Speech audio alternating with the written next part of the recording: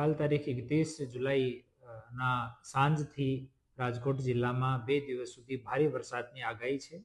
આમાં આજે કલેક્ટર સાહેબની અધ્યક્ષતામાં જિલ્લા ડિઝાસ્ટર કમિટીની બેઠક થઈ. આમાં તાલુકા લેવલ ઉપર ડેપ્યુટી કલેક્ટર રેન્કના અધિકારીઓની નિમણૂક કરવામાં આવી છે. એની સાથે તમામ પોલીસ અને બીજા ફાયર અને તમામ વિભાગ જે છે એની સાથે સંકલનમાં રહીને અને તમામ લોકો ફિલ્ડમાં રહેવાના છીએ.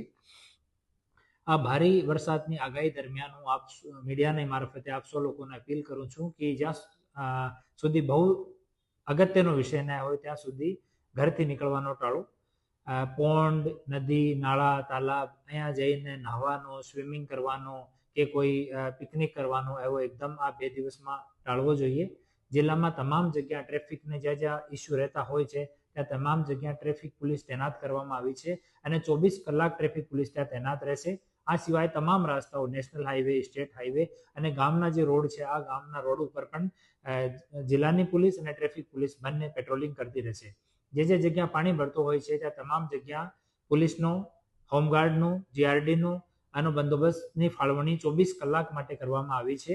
હું આપ સૌને અપીલ કરું છું કે જે જગ્યા રોડ ઉપર કે કોઈ સાઈડની જગ્યામાં ત્યાં પાણી ભરાયેલો હોય તો ત્યાં 4 વ્હીલ લઈને કે 2 વ્હીલ લઈને કે પેદલ એને પાર કરવાનો ટાળો. એ જગ્યા માટે 112 ઉપર ફોન કરીને અમને સૂચના આપો તાકી ત્યાં પ્રોપર બંદોબસ્ત ડિપ્લોય થઈ શકે.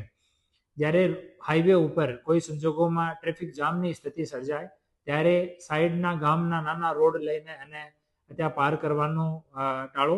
કેમ કે ગામના જો કાચા રસ્તા હોય આમાં કેટલી ગહેરાઈ હોય આપણને ખબર નહીં પડે અને ત્યાં કોઈ બનાવ બની શકે. પ્રશાસન અને પોલીસના અધિકારી કર્મચારીઓ તમામ જગ્યા તૈનાત છે અને જો કામગીરી છે એમાં આપ સૌ લોકો મદદ કરો અને પીજીવીસીએલના જે થાંભલા, ટ્રાન્સફાર્મર એ તમામ જે જગ્યા છે ત્યાં જવાનો ટાળો. ત્યાં વરસાદના સમયમાં દુર્ઘટના થવાની શક્યતા હોઈ શકે છે. કોઈ પણ પ્રકારની મદદ માટે લોકલ પોલીસ સ્ટેશન સિવાય 112 નંબર ઉપર, 1077 ઉપર અને જિલ્લાની જો ઇમરજન્સી ડિઝાસ્ટર ઇમરજન્સી હેલ્પલાઇન છે એના ઉપર સંપર્ક કરવા વિનંતી છે.